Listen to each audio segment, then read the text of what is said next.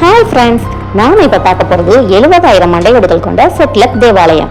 அங்கே மறைஞ்சிருக்கிற அந்த விசித்திரமான ரகசியத்தின் 3 பாகங்களையும் ஒன்னா பார்க்க போறோம். வாங்க அந்த இடத்துக்கு போகலாம்.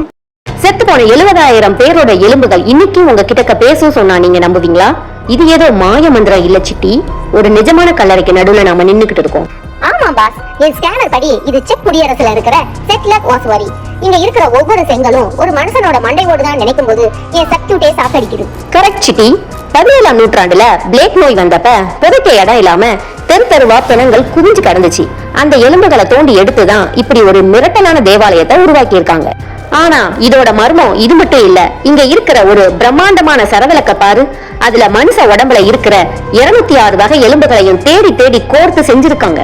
1513ஆம் வருஷம் ஒரு பார்வையற்ற துறவிதான் இந்த எலும்புகளை முதல்ல பிரமிடு வடிவத்துல அடுக்க ஆரம்பிச்சாரு.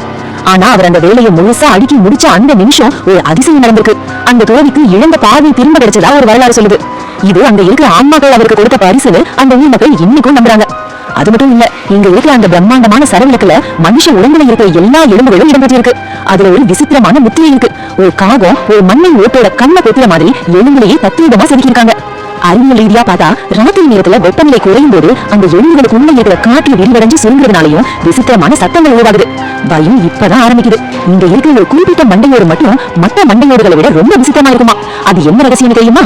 70,000 மண்டையோடுகள்ல ஒரே ஒரு மண்டையோடு மட்டும் மற்றதை விட விசித்திரமா இருக்கு. அது ஏன் தெரியுமா? அந்த ஒரு மண்டையோடு மட்டும் எப்பவும் ஈரம் குறையாம பார்க்க நிஜ மனுஷ முகம் மாதிரியே இருக்குமா. ஒரு சின்ன பொண்ணோட அந்த மண்டையோட தொட்டா சாதம் வரும்னு ஒரு ரகசியம் இங்கே இருக்கு. ஆனா அதுக்கு பின்னாடி 2 காரணங்கள் இருக்கு. ஒண்ணு பாரடோலியா, நம்ம மூளை விரிசல்களை முகம்னு தப்பா நினைக்குது. இன்னொன்னு ஈரப்பதம் மற்றும் பழைய காலத்து வார்னிஷ் பூச்சு அந்த மண்டையோட பளபளப்பா காட்டுது.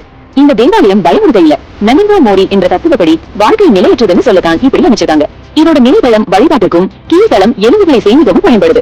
அப்போ அந்த மண்டையோடு பயமுறுத்துவது இல்ல, உங்க மூளை தான் உங்களை வச்சு செய்யுதுன்னு சொல்லுங்க பாஸ். ஃப்ரெண்ட்ஸ், நீங்க கமெண்ட்ல சொல்லுங்க, இது மர்மமா இல்ல அறிவியலா? மர்மம்னு நம்ம நினைக்கிற பல விஷயங்களுக்கு பின்னாடி ஒரு தெளிவான அறிவியலோ ஆழமான தத்துவமும் இருக்கு. இது போன்ற தகவல் உங்களுக்கு பிடிக்கும் என்றால் என் சேனலோடு இணைந்திருங்க. நான் உங்கள் தோழி தேவி.